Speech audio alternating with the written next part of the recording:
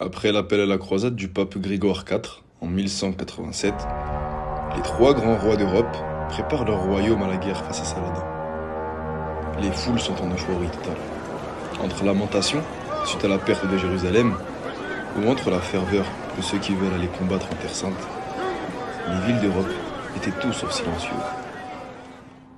Richard Cœur de Lion, roi d'Angleterre, et Philippe Auguste partent en bateau en direction de la Terre Sainte, via Messine, en Sicile. Malgré le froid entre les deux rois rivaux, l'objectif était le même: combattre Saladin et prendre Jérusalem. Du côté du sultanat ayoubide de Saladin, l'appel à la croisade fut la suite logique de la prise de Jérusalem. Saladin le sait, son répit sera de courte durée.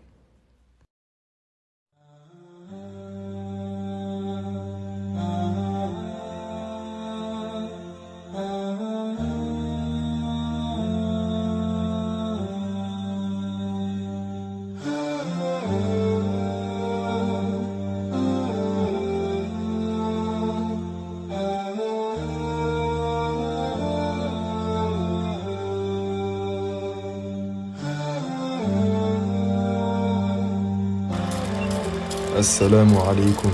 Bonne vidéo à tous et à toutes. Qui dit reprise de Jérusalem, dit aussi appel à la croisade en Europe.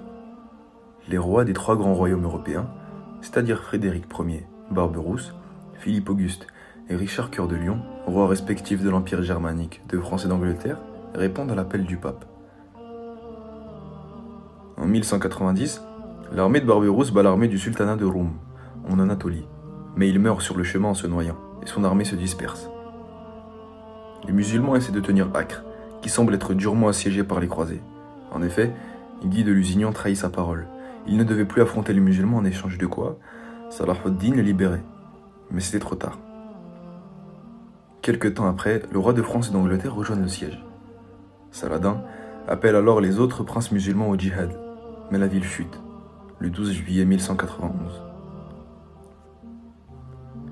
Saladin tentera de se venger de cette défaite, mais les croisés lui infligeront la défaite d'Arsouf et celle de Jaffa en 1192.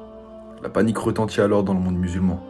Saladin commence à perdre du territoire au profit de l'énorme armée de croisés. Néanmoins, si la guerre semble être compliquée pour Saladin, sa diplomatie, elle, sera efficace. En effet, fatigués par les combats, les deux armées concluent un traité de paix. Richard Cœur de Lion et Saladin concluront un accord stipulant que Jérusalem restera musulmane, mais que ce lieu restera tout de même ouvert aux pèlerins chrétiens. Comme l'était jadis par le traité fait par Omar ibn al-Khattab, radiyallahu anhu. Le respect était tout de même présent entre les deux protagonismes de cette troisième croisade. Richard Cœur de Lion quittera la Palestine pour défendre ses terres en Aquitaine. La frustration se fera alors ressentir chez Richard Cœur de Lion. En effet, Saladin l'aura battu diplomatiquement. Le but de sa troisième croisade n'aura donc été atteint. Entre-temps, les deux armées ne se firent plus la guerre, du moins, aucune ville ne semblait tomber au profit d'une autre. Mais la haine restait toujours aussi présente chez les musulmans, et les chrétiens le savaient. Les chrétiens savaient que par tous les moyens, les musulmans essaieront de déloger les croisés d'Orient. Allons du côté de Damas. À Damas, la situation physique de Saladin se détériore petit à petit. Enfermé dans son palais à Damas, sa cour savait qu'il ne lui restait que peu de temps à vivre. L'homme qui avait réuni le monde musulman et qui avait repris Al-Quds était sur le point de mourir. Le récit de sa mort semble relever du miracle, ou du moins d'une mort que cet homme a méritée. Une mort douce, paisible et sans regret.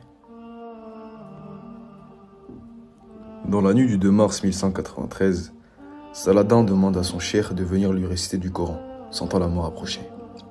Celui-ci a raconté que quand il récita le verset suivant, « Il n'y a pas d'autre divinité que Dieu, et c'est à lui que je m'en remets », Saladin sourit, ferma les yeux, puis rendit l'âme. Salah ad-Din rendit l'âme le 3 mars 1193. Le monde musulman venait de perdre l'homme de la fraternité, l'homme de la justice, et surtout l'homme qui combattit pour les musulmans et pour l'islam. Qu'Allah lui accorde le paradis.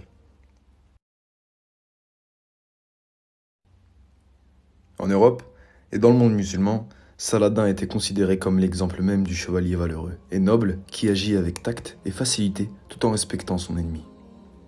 Dans le monde musulman, Salah ad-Din avait aussi des rivaux, mais la majorité du monde musulman le soutenait. On peut notamment noter que des sultanats envoyaient des contingents à Saladin pour l'aider. Il était l'homme de l'unification.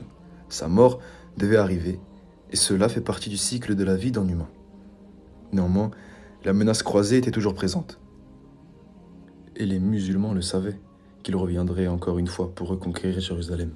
Mais au même moment, dans les steppes de Mongolie, un dénommé Temujin, Gengis Khan, signifiant souverain universel, unifie toutes les tribus nomades de la région. Le monde musulman connaîtra bientôt malheureusement un nouvel ennemi, un très grand ennemi.